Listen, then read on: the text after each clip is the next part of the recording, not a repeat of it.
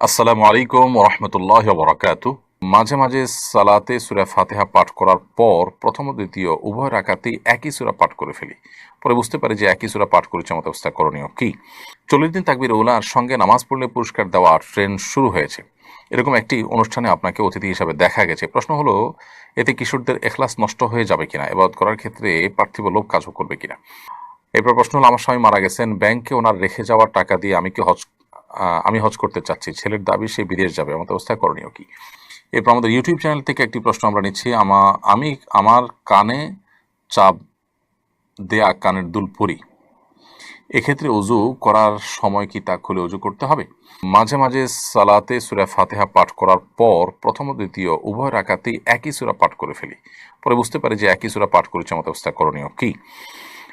এটা অনেকেরই হয় যে আমরা সালাত আদায় করার সময়, নামাজের সময় প্রথম রাকাতে সূরা ফাতিহার পরে যে সূরা মিলিয়েছি, দ্বিতীয় রাকাতে সূরা ফাতিহার পরে একই সূরা মিলিয়েছি, তো এটাতে নামাজ হয়ে যাবে, কোনো অসুবিধা নেই, নামাজ আদায় হয়ে যাবে এবং এর কারণে আপনার কোনো গুনাহ হবে না।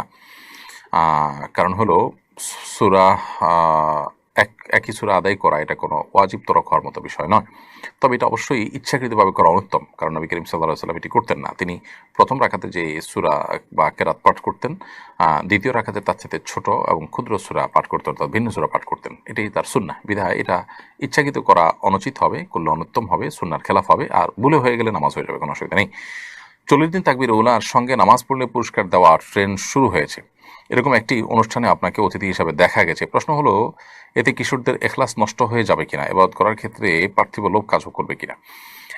ছোট বাচ্চাদেরকে বা কিশোরদেরকে বা বিভিন্ন বয়সের মানুষকে উৎসাহ দেওয়ার জন্য পুরস্কার দেওয়া এটা দর্শনীয় নয়। যার কারণে এই ধরনের কাজ যদি কেউ করেন, 40 দিন তাকবীরুল্লাহর সাথে সালাত আদায় করলে তাকে এই পুরস্কার দেওয়া হবে, এটাকে আমরা মৌলিকভাবে দোষী কিছু মনে করি না। তবে এটা ঠিক যে যারা এইসব প্রতিযোগিতায় শামিল হবেন, তাদের উদ্দেশ্য থাকবে যে তারা ভালো কাজের অভ্যাস এর মাধ্যমে করবেন। আল্লাহ তাআলা বলেছেন, ফাস্তাবিকুল খায়রাত, তোমরা ভালো কাজে একে অন্যের সাথে প্রতিযোগিতায় অবতীর্ণ হয়। এই যে প্রতিযোগিতা অবতীর্ণ হতে বলা হয়েছে, প্রতিযোগিতা অবতীর্ণ হলে সেটি দৃশ্যমান হতে পারে। দৃশ্যমান প্রতিযোগিতা হলে সেখানে এখলাস চলে যাওয়ার প্রসঙ্গ আসতে পারতো, কিন্তু তারপর আল্লাহ তাআলা প্রতিযোগিতা অবতীর্ণ হতে বলেছেন। বিধায় মৌলিকভাবে প্রতিযোগিতা অবতীর্ণ হওয়া যেহেতু ভালো কিছু, বিধায় এটাকে আমরা খারাপ কিছু মনে করছি না। পাশাপাশি পুরস্কার দেওয়ার যে বিষয়টি বলেছেন, যে পুরস্কার দেওয়া এটা এটা উৎসাহ দেওয়ার জন্য, যে কোনো ভালো কাজের জন্য পুরস্কার দেওয়া যেতে পারে, উৎসাহ দেওয়া যেতে পারে, এবং এই মর্মে সাহাবীদের বহু আমল রয়েছে। বিধায় এটাকে আমরা কোনো বিদআত মনে করছি না, অথবা এটা এখলাস নষ্ট হবে নিশ্চিত এমনটি বলার কোনো কারণ নেই। তবে এটা ঠিক যে অনেকে আছেন যে এই টাকার জন্যই সেটি করবেন, তো তাহলে তার তো এখলাস নষ্ট হবে। কিন্তু এটা ঠিক যে এগুলোর মাধ্যমে মানুষের অভ্যাস পরিবর্তন হয় এবং একটা ভালো অভ্যাস মানুষের মধ্যে চালু হয়, সেই জন্য এই কাজগুলো করা, এবং সেটাকে আমরা দোষণীয় মনে করি না। এরপর প্রশ্ন হলো, আমার স্বামী মারা গেছেন, ব্যাংকে ওনার রেখে যাওয়ার টাকা দিয়ে আমি হজ করতে চাচ্ছি, ছেলের দাবি সে বিদেশ যাবে, আমাদের অবস্থায় করণীয় কি? আপনার স্বামীর মৃত্যুর পর তার যে রেখে যাওয়ার টাকা আছে, এই টাকা ওয়ারিসদের মধ্যে বন্টন হবে। আপনার ভাগে যেটা পাবেন সেটা পাওয়ার পর আপনি যদি হজে যেতে চান, তাহলে আপনি হজে যেতে পারবেন। আর যদি আপনার ভাগে যা আসে সেটা দিয়ে হজে যাওয়ার মতো টাকা না হয়, তাহলে আপনি আপনার মৃত স্বামীর টাকা থেকে হজ করলে সেটা জায়েজ হবে না। কারণ হলো সেখানে অন্য ওয়ারিসদেরও ভাগ আছে।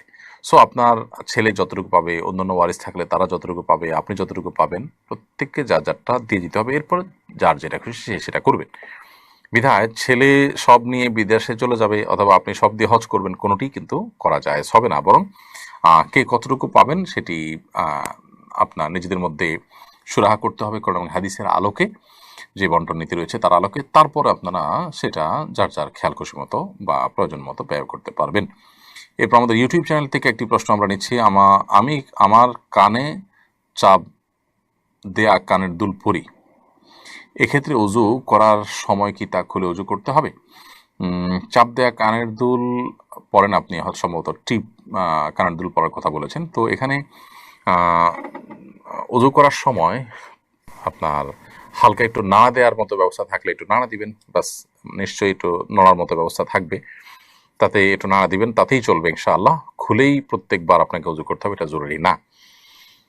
আর যদি এত টাইট থাকে যে আসলে সেটা কোনোভাবে মুভ হয় না, ফিক্স হয়ে থাকে, তাহলে সেক্ষেত্রে আপনার এ ধরনের গহনা খুলে তারপরে অজু করতে হবে। বিশেষ করে আপনার কানের ছিদ্র বা গলার নিচের অংশে পানি পড়ছে না, এরকম যদি হয় তাহলে সেক্ষেত্রে আপনি খুলে নেবেন। সচরাচর এরকম হয় না, বিধায় একটু নাড়া দিলেই চলবে। এরপর প্রশ্ন হলো, কৃত্রিম বুদ্ধিমত্তা আমাদের প্রাত্যহিক জীবনের অংশে পরিণত হয়েছে। মানুষ হিসাব কিতাব, কোডিং পদ্ধতি রচনার মতো জটিল কাজও কৃত্রিম বুদ্ধিমত্তার সাহায্যে করছে। আমার জিজ্ঞাসা হলো, কৃত্রিম বুদ্ধিমত্তার সাহায্যে কোনো মাসআলা জেনে সে মোতাবেক আমল করা যাবে কিনা? দেখুন, এআই বা আর্টিফিশিয়াল যে ইন্টেলিজেন্ট আছে, এর মাধ্যমে যদি আপনি কোনো মাসআলা জানতে চান এবং উত্তর দেওয়া হয়, সেটা আপনি ভেরিফাই করবেন, তারপরে আমল করবেন। বিশেষ করে সেখানে যদি তথ্য উপাত্ত প্রমাণ সূত্র দেওয়া থাকে তাহলে সেটার উপরে আমল করতে পারেন। তা না হলে এই সমস্ত তথ্য উপাত্তের মধ্যে ভুল থাকতে পারে, কারণ তারা তো আপনার এই এআই বা কৃত্রিম বুদ্ধিমত্তা সেটা তো অনলাইন থেকে কালেকশন করে আপনাকে উত্তর দিবে। সেখানে ভুল কিছু থাকলে ওই ভুলটাই আপনাকে দিবে। ভালো মন্দ সঠিক বেঠিক দুইটাই থাকতে পারে। এজন্য শরীয়তের মতো গুরুত্বপূর্ণ বিষয়, মাসালা মতো গুরুত্বপূর্ণ বিষয় সেখান থেকে নিচ্ছেন, সে যেখান থেকে কালেক্ট করে দিচ্ছে সেটা সঠিক কিনা এটা ভেরিফাই করা দরকার। অথবা সেখানে যে তথ্যপত্র পাচ্ছেন সেটা আপনার যদি থাকে, তথ্যসূত্র সহকারে উল্লেখ থাকে যেটার উপর আস্থা রাখা যায়, তাহলে সেটা আপনি করতে পারেন।